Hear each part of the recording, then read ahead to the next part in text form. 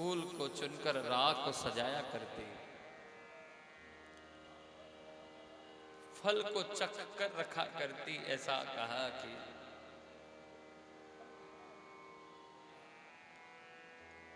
नित्य प्रति मार्ग का इंतजार करते करते करते करते आपको क्या लगता है कि शबरी ने कितना इंतजार किया होगा? कोई किसी का कितनी देर इंतजार कर सकता है? मेरी समझ से तो हम लोग अगर कोई किसी की प्रतीक्षा करेंगे घंटे 2 घंटे, अगर बहुत होगा तो 2 4 5 10 दिन, लेकिन मां शबरी का घंटों का इंतजार नहीं, दिनों का इंतजार नहीं, कई हजार वर्षों का इंतजार था, कई हजार वर्षों। और जिसकी मैं प्रसंग इसलिए लेकर आया, ये प्रसंग कहने का भाव इसलिए हुआ कि जब आपकी निष्ठा उसमें कोई भाव नहीं, कोई शबरी को ने भगवान जब आए कि शबरी ने कोई ऐसा कोई खजाना थोड़ी मांग लिया कि प्रभु मुझे गाड़ी दे दो, बंगला दे दो, ये दे दो, वो दे दो, ना ना ना।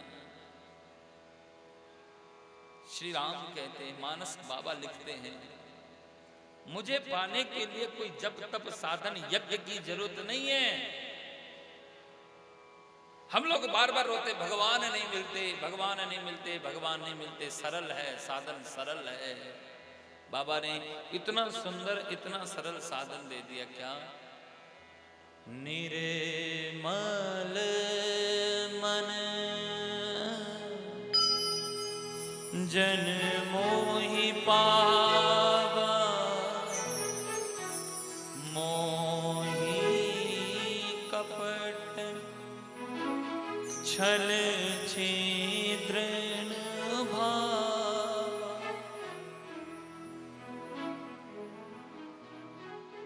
मुझे पाने का एक ही साधन है कि तुम्हारा मन निर्मल हो। निर्मल मन जन सो मोहि पावा, मोहि कपट छल छिद्र न भावा। मुझे पाने के लिए कोई बड़े यज्ञ अनुष्ठान की जरूरत नहीं है, तुम बस अपने मन को निर्मल रख लीजिएगा। कि मोहि कपट छल छिद्र न भावा। सरलता है, बहुत सरलता साधन दिया गया है। कथा प्रसंग सुनाते हैं और आप सब जानते हैं कि शबरी के यहाँ श्री राम जी आए और राम जी का स्वागत किया। शबरी ने बड़े भाव से कुटिया पर आसन पर विराजमान किया, जो फल लेकर आए थे उसका भोग लगाया और श्री राम को आगे का पता बताया कि कहाँ जाना है आपको। और श्री राम ने मानो मुक्ति प्रदान कर दी, जो मुक्ति उनके गुरु को नहीं मिली। ध्यान देना, भक्ति का ये सिद्धांत, ये सूत्र है कि जो मुक्ति उनके गुरु को नहीं मिली वो मुक्ति मां शबरी को मिली।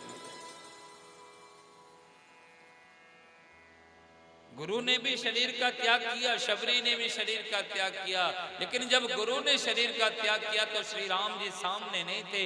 शबरी ने शरीर का त्याग किया तो श्री राम को सामने देखते देखते शरीर का त्याग कर दिया। इसे साध्य मुक्ति कहा जाता है। साध्य मुक्ति मिली।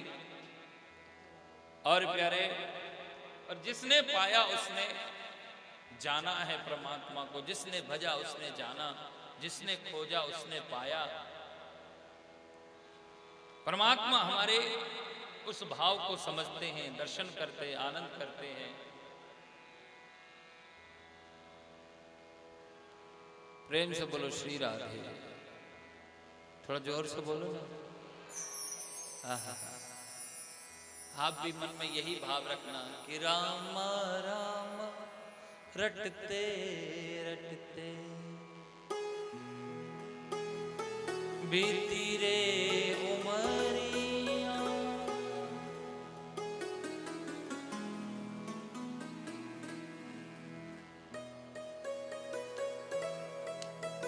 यहाँ कहती है कि मैं शबरी भिलनी की जाई, भजन भाव कुछ जाना। और हम लोग चार माला अगर भजने लग जाते हैं तो समाज को दिखाते फिरते हैं, झोली माला गले में टांग के घूम लेते हैं। बोले क्या करते? अरे भजन करता हूं मैं। हाँ, वो झोली माला गले में टांग कर फिरते रहेंगे, क्या करते? भजन करता हूं।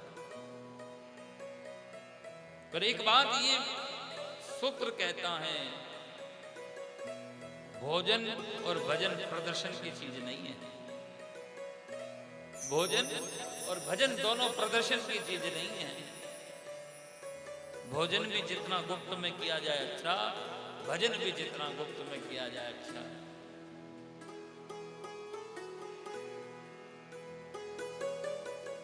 कि जो भोजन आप कर रहे हैं उसका फलक तो किसको मिलना है? भाई आपने खाया, उसका जो पोषक तत्व है किसको मिलेगा? आपको ही तो मिलेगा। और जो भजन किया उसका जो फलक है, पोषक तत्व है, वो किसको मिलेगा? वो आपको मिलेगा। आपने कल कथा सुन रहे थे, राजा परीक्षित को श्राप लग गया। राजा परीक्षित की सभा में साक्षात श्री सुखदेव जी महाराज आए। परीक्षित ने हाथ जोड़कर कहा, महाराज मुझे 7 दिन में मरने का श्राप लगा है, मैं 7 दिन में शरीर को त्याग कर चला जाऊंगा। अब प्रभु कृपा मुझसे 7 दिन प्राप्त हुए और इन 7 दिनों में ये भक्ति रस हमें प्राप्त हुआ है, तो मुझे कुछ ऐसा बता दीजिए कि जिससे मेरे जीवन का जो है इस 7 दिनों में मुक्ति का साधन मुझे प्राप्त हो जाए, मुक्ति का रस मुझे प्राप्त हो जाए। श्री राधे। हमारे बीच में श्री जन सभा के प्रधान श्री दीपक जैन जी पधारे हैं। श्री राधा चरण सेवा मंडल सभी का स्वागत करता है, तालियों से स्वागत करेंगे।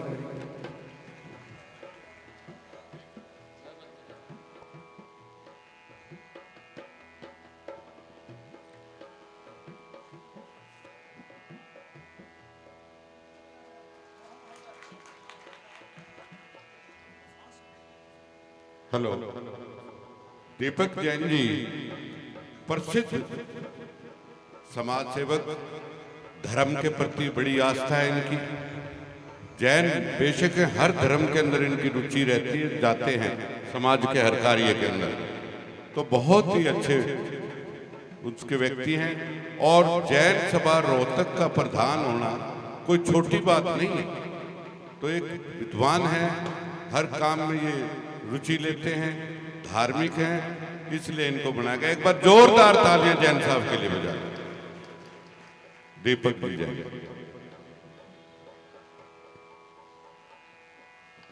हाँ जी, देखिए बहुत ही श्रद्धा जैन साहब की मैंने देखी। 21,000 रुपए राधा चरण सेवा समिति में दान करें। जरा जोरदार तालियों से जैन साहब का करें। ये आप जो पंडाल देख रहे हैं, ये सब चीजें हो रही हैं। हमारे आदरणीय परम गुरु जी केशव जी यहाँ आए हैं कथा करने, वो यूं ही नहीं आए। तो आपके दान से, पुण्य से आप जो कर रहे हो, और श्राद्धों में किया हुआ दान तो बड़ा पुण्य देता है, आपके पितरों को लगता है, आपके लिए बहुत अच्छे अच्छे कर्म करता है। इसलिए हम जैन साहब का बहुत बहुत धन्यवाद करते हैं राधा चरण सेवा समिति। धन्यवाद।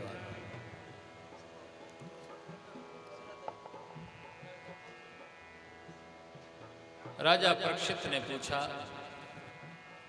कि जल्दी मरने वाले को क्या करना चाहिए?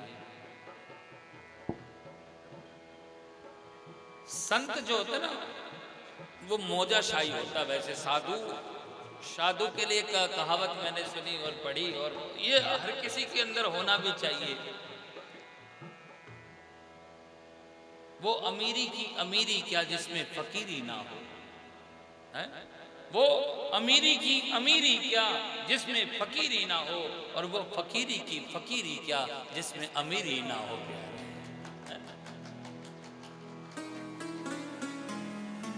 वो अमीरी की अमीरी क्या जिसमें फकीरी ना हो, और वो फकीरी की फकीरी क्या जिसमें अमीरी ना हो। एक साधु बैठे थे, सर्दी का समय, कपड़े पूरे नहीं थे शरीर को ढकने के लिए, तो ठंड से थोड़े से कड़कड़ा रहे थे, कांप रहे थे। किसी दानवीर सज्जन की निगाह पड़ी, अपनी पश्मीना शॉल जो उसने ओढ़ रखी थी, वो दया भाव आया कि भाई बेचारा ठंड में है। उन्होंने वो शॉल उसको ले जाकर ओढ़ा दी। साधु की देखिए, उसने वो शॉल जो है उनको ओढ़ा दी। साधु की एक ही बात, खुश रहो, आनंद करते रहो और ऐसे ही करते रहो। भाई जो तुमने दान किया ऐसे ही दान सेवा करते रहो, खुश रहो, आनंद कहो, ऐसे ही करते रहो। थोड़ी देर बाद कोई चोर वहां से गुजरा। उसने देखा, अरे महात्मा के पास, फकीर के पास ये पश्मीना इतनी महंगी कीमती शॉल क्या कर रहा है? इनको क्या काम, इसके मूल्य का नहीं पता, इसकी कीमत का नहीं पता। बाबा जी आराम से बैठे हुए थे, वो आया और उठाकर लेकर चला गया। साधु का एक ही बात, खुश रहो, आनंद करते रहो, ऐसे ही करते रहो। क्योंकि साधु को संसार की परवाह नहीं है। साधु तो मस्त राम। साधु के लिए हमारे वृंदावन में कहते हैं कि मस्त राम मस्ती में, आग लगे भले बस्ती में।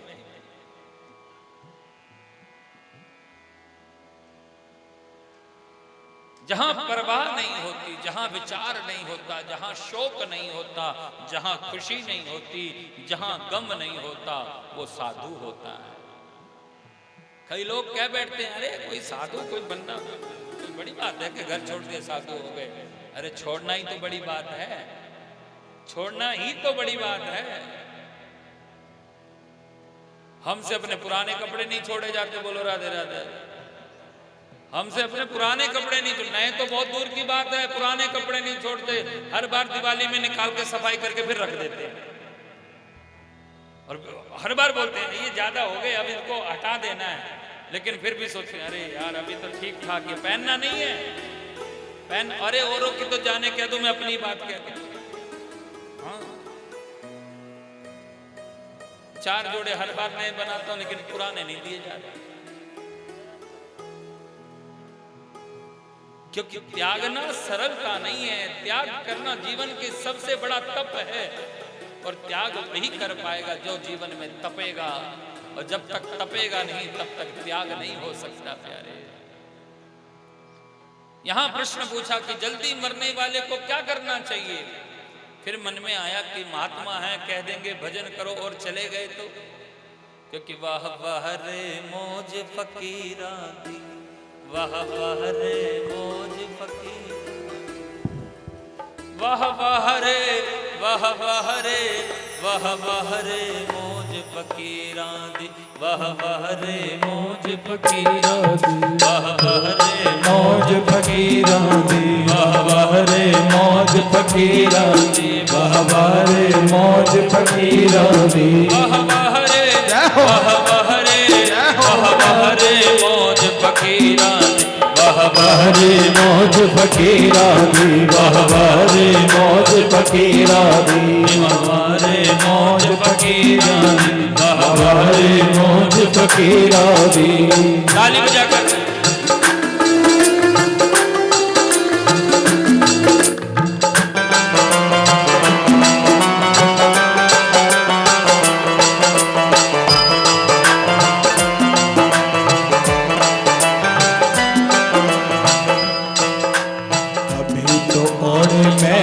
चादर, अभी तो ओढ़े महली चादर, अभी तो ओढ़े महली चादर, अभी तो ओढ़े महली चादर, अभी तो ओढ़े महली चादर, कभी तो ओढ़े महली चादर, अभी तो ओढ़े महली चादर, कभी तो ओढ़े महली चादर, कभी शाल पश्मीना दी, वाह वाह रे मौज, वाह वाह रे मौज फकीरा दी, वाह वाह रे मौज फकीरा दी, वाह वाह रे मौज फकीरा दी, वाह वाह रे मौज फकीरा दी।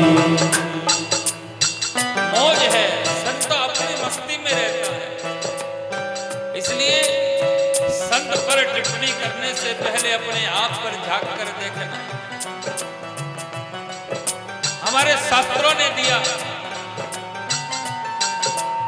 हमारे पुराणों ने कहा,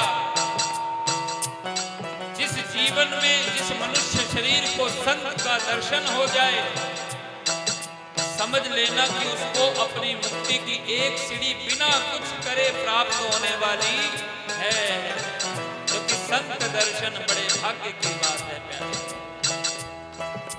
वह मस्ती में रहता है, अपनी धुन में रहता है, अपने आनंद में रहता है।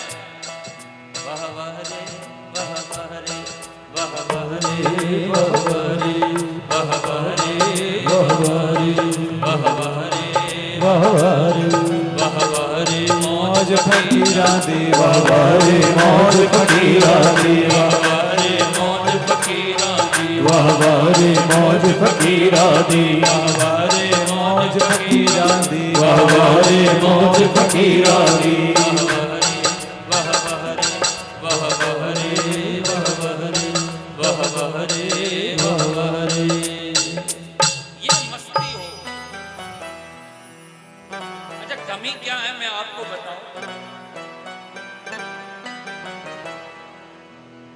अच्छा, ये सारी चीजें हमें बहुत अच्छे से पता है। जितने भी हम कथा में बातें बताते हैं ना, कोई नई बात नहीं बताते। हम तो 7 दिन में एक बार बताते हैं, आप 17 जगह सुनकर हमसे ज्यादा ज्ञानी हैं। लेकिन फर्क कितना है कि फर्क इतना है कि हम सुनते तो सबकी हैं, लेकिन मानते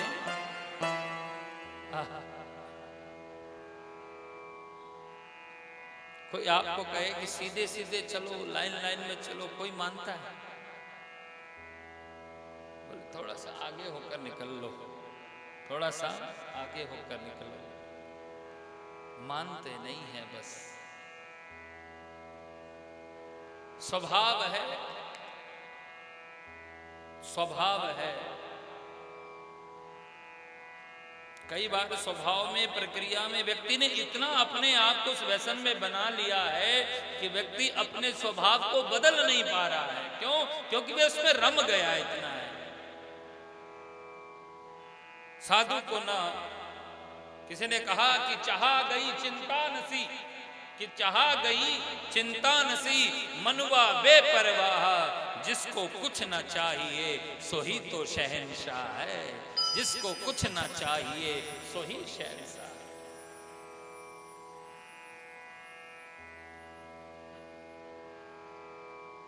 वाक्य में आ जाता है, अपने स्वभाव में रह जाता है।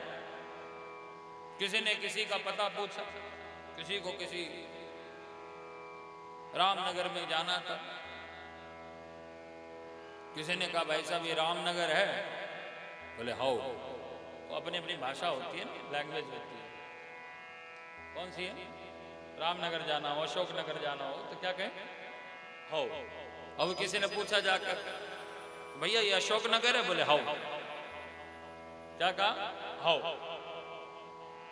अब पूछने वाले को लगा कि भाई ये अशोक नगर की हाउ कर रहा है कि हाउ नगर की हाउ कर रहा है। फिर किसी दूसरे से 4-5 जगह और किसी से जाकर पूछा भैया ये अशोक नगर? बोले हाउ। फिर आगे बढ़ा, फिर पूछा, बोले भाई साहब ये अशोक नगर? बोले हाउ। अब जिससे पूछे वो कहे हाउ, क्योंकि हाउ का मतलब हाँ कर रहा है वो अपनी तरफ से। फिर थोड़ा और आगे गया तो थोड़ा सा पढ़ा लिखा व्यक्ति, उससे पूछा कि भाई ये अशोक नगर? उसने कहा जी हाँ। उसको लगा हाँ। कहा भाई मैंने और किसी से भी पीछे पूछा, वो बार बार हाउ हाउ कर रहे थे। बोले बस बात महाराज ऐसी है, वो थोड़े कम पढ़े लिखे लोग हैं और यहाँ की भाषा है, थोड़े कम पढ़े लिखे हैं, इसलिए वो हाउ कर रहे थे। ओ अच्छा अच्छा, तो मतलब आप पढ़े लिखे हैं? तो समझ गया कि भाई इसका मतलब आप तो पढ़े लिखे हैं। तो तुरंत कहा, उन्होंने कहा अच्छा जो कम पढ़े लिखे हैं वो हाउ करते हैं? बोले हाँ हाँ। तो आप तो इसका मतलब बहुत पढ़े लिखे होंगे? बोले हाउ। भाई आप तो बहुत पढ़े लिखे होंगे? बोले हाउ। क्योंकि भाषा में है, वो ना चाहकर भी उसको नहीं हटा पाता है। इसी तरह हम संसारिक जीव इतने रम गए हैं कि सुन तो अच्छा लगता है, लेकिन थोड़ी देर बाद में उसी में ही 3 घंटे कथा में बैठकर सारी जागृति आ जाती है। भैया ये नहीं करना, वो नहीं करना, ये नहीं करना। घर में जाते ही आलू गोभी के भाव सुनकर हाओ निकल आती है। इसलिए फकीरी आनी चाहिए कि वह फकीरी की फकीरी क्या जिसमें अमीरी ना हो, और वह अमीरी की अमीरी क्या जिसमें फकीरी ना हो। प्यारे परीक्षित कहता है कि जल्दी मरने वाला हूं, क्या करना चाहिए? महात्मा सुखदेव जी कहते हैं भजन करो, लेकिन भजन करे कैसे महाराज? मन तो लगता नहीं है। तो श्री सुखदेव जी महाराज कहते हैं मन को जीतने के 4 तरीके दिए गए कि जितासनो जित श्वास जित संग जितेन्द्रिया। और ये समस्या आप सबके साथ भी है, मन नहीं लगता, हकीकत है ये, मन नहीं लगता भजन करने के लिए। यहां कह रहे हैं कि जितासनो जित श्वासो जित संग जितेन्द्रिया। मन को अगर जीतना हो तो 4 चीजें वश में होनी चाहिए। जितासनो, एक आसन पर बैठने की आदत हो। जिता श्वास हो, श्वास पर विजय प्राप्त हो। जित संग, आपके आसपास के संग मित्र अच्छे हो। जितेंद्रिय, अपने इंद्रियों पर विजय प्राप्त हो। अगर जिसके ये 4 चीजें अपने वश में कर ली, उसका मन वश में हो जाएगा। आसन को कैसे जीते? बोले आसन को जीतने का मतलब है कि एक समय पर आप अधिक से अधिक एक आसन पर बैठकर परमात्मा का ध्यान कर सको। लेकिन समस्या क्या है? जैसे ही भजन करने बैठते हैं, घुटने अपना काम करना लग जाते हैं। महाराज थोड़ी देर में ऐसे, फिर थोड़ी देर में मौका मिलेगा ऐसे, और कभी कभी तो दोनों पैर श्री भागवत जी की ओर ऐसे सीधे।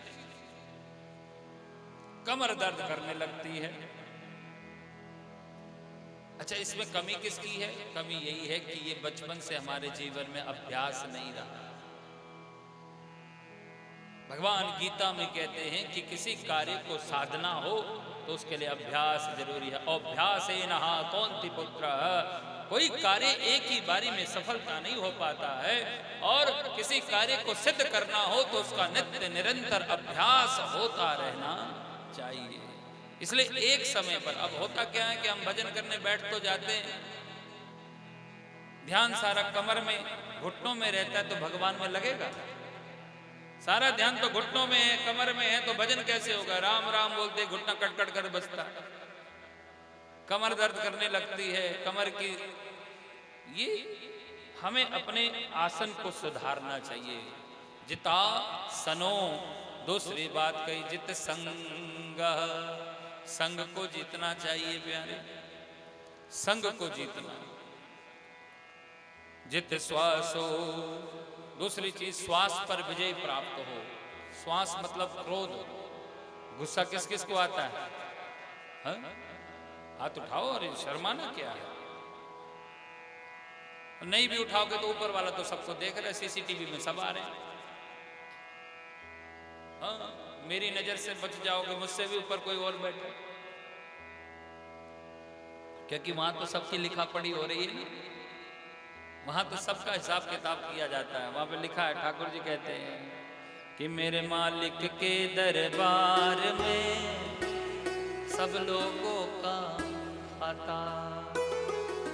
हाँ, कि मेरे मालिक के दरबार में सब लोगों का खाता। बैंक में 2 अकाउंट खुलते हैं, एक करंट और दूसरा सेविंग। ऐसे ठाकुर जी के पास भी 2 अकाउंट खुले हुए हैं आपके, एक पुण्य वाला, दूसरा पाप वाला। जो जो कर रहे हो सब लिखा जा रहा है। कई लोग बड़ी चतुराई करते हैं, 10 रुपए चुरा कर लाए और 2 रुपए दान कर दिए। कोई सोचता है कि पुण्य, मेरा जो चोरी वाला कट गया। नहीं नहीं, 10 का दान किया का पुण्य अपनी जगह, जो चुराया है उसका पाप तो अपनी जगह है। वहां सब लिखा हुआ है, सबका सबका हिसाब बराबर है, सबको देना पड़ेगा, सबका लेखा भरना पड़ेगा प्यारे। श्री सुखदेव बाबा कथा सुनाते हुए कहते हैं श्वास को, क्रोध को जितना हो सके कम करना चाहिए। क्रोध की शैली कैसी हो? बोले क्रोध की शैली जो है जल के स्वभाव की तरह होनी चाहिए, पानी की तरह। जल को कितना भी उबाल लो, कितना भी गर्म कर लो, लेकिन थोड़ी देर बाद ठंडा हो जाता है। जीवन में कितना भी क्रोध आ जाए, लेकिन थोड़ी देर बाद आप उस क्रोध को ठंडा कर लीजिए। यहाँ का गुस्सा यहाँ तक चढ़ाकर फिर नाक कान में बिठाकर जो है उसको जीवन भर मत रखिए। आया है कह दो, और इसके बाद फिर मुस्कुरा कर को भैया जो हो गया ठीक, आगे से ध्यान रखना। नहीं तो पारिवारिक में इतना व्यय बढ़ गया है, इतना क्रोध बढ़ गया है कि आज एक छोटी सी बात की ईर्ष्या के कारण भाई भाई से नहीं बोल रहा है, पिता पुत्र से नहीं बोलता है, एक घर में दीवारें खड़ी हो जाती हैं। इसलिए मैं अक्सर कहता हूँ बंटवारा होना कोई बड़ी बात नहीं होती, बंटवारा होना कोई बड़ी बात नहीं होती। अच्छे अच्छे बड़े बड़े घरों में बंटवारे हुआ करते हैं। मैं कहता हूँ घर अलग करो, रसोई अलग करो, व्यापार अलग कर लो, कोई बात नहीं, लेकिन ये दिल कभी किसी से अलग मत करना, ये हृदय कभी अलग नहीं होना चाहिए। ये सदैव रहना, छोटे भाई को जरूरत पड़े तो बड़ा खड़ा हो, बड़े को जरूरत हो तो छोटे को खड़ा होना चाहिए। जिस परिवार में एकता नहीं होती उसकी समाज देखता है। और सबसे बड़ा घर को तोड़ने का काम अगर कहीं से शुरू होता है तो वो परिवार से ही होना किया जाता है। और जिसके घर में वो एकता है, दुनिया की कोई ताकत कितने परमाणु बम चला लो कोई तोड़ नहीं पाएगा। यहां विश्वास सबसे जरूरी है। जिता सनो जित श्वासो जित संग, संग अच्छा करो, ज्ञानी का संग, गुणी का संग, विद्वत का संग। कुछ तो रंग आएंगे, कुछ तो जीवन में आचरण में कुछ तो छींटे पड़ेंगे। भले हम वो नाले हैं जिसका कोई कीमत नहीं, लेकिन बहते बहते अगर गंगा में मिल जाए तो हमारी कीमत भी गंगा हो जाती है प्यारे। इसलिए संग अच्छा करने की सोचो, हमेशा गंगा की ओर जाने की सोचो, क्योंकि गंगा वो पावन पुनीत है जिसका जल एक चम्मच जल भरकर एक लोटे में मिला दो तो पूरे लोटे के जल को गंगा जल बना देता है। और मित्रता वो, संगतता वो व्यवहार करना चाहिए, वो व्यवहार करना चाहिए। कैसे मित्रता व्यवहार हो? बोले दूध और पानी का जो संगम होता है ना, वैसे आप जब डेयरी से दूध लेकर आते हैं, पतीला रखते हैं तो पहले क्या डालते हैं? नियम के हिसाब से पहले थोड़ा सा पानी डाला जाता है, थोड़ा सा पानी डालकर फिर उसके ऊपर दूध डालकर गर्म किया जाता है। क्यों? क्योंकि इसके कारण है कि पहले तो वह दूध जलेगा नहीं, दूध नीचे लगेगा नहीं। और पानी की वैसे देखा जाए तो जीवन में जल जीवन है, लेकिन अगर यहाँ पर जो प्रसंग चल रहा है उस हिसाब से सोचा जाए तो दूध के आगे पानी की कोई कीमत नहीं है। लेकिन धन्य है दूध, पानी शुक्रिया करता है दूध का कि जब वह पानी दूध में मिल जाता है जिसकी कोई कीमत नहीं, तो वह अपनी कीमत पर अपने आप को, उस पानी को भी बिकवा देता है मित्र। तो दूध, पानी कहता है कह रहे मेरी तो कोई कीमत नहीं थी, फिर भी मुझे इतना अनमोल करके तूने बिकवा दिया, लेकिन आज जलने का नंबर आया तो दूध नहीं जलता है, पानी जलता है। क्यों? क्योंकि तूने मुझे अनमोल किया था। अगर आज जलने की बारी आएगी तो पहला त्याग वो वाला मित्र कर देता है। इसलिए संगति अच्छी हो जो आपके लिए समर्पण होकर खड़ा हो सके प्यारे। जिता सनो जित श्वासो जित संग जिते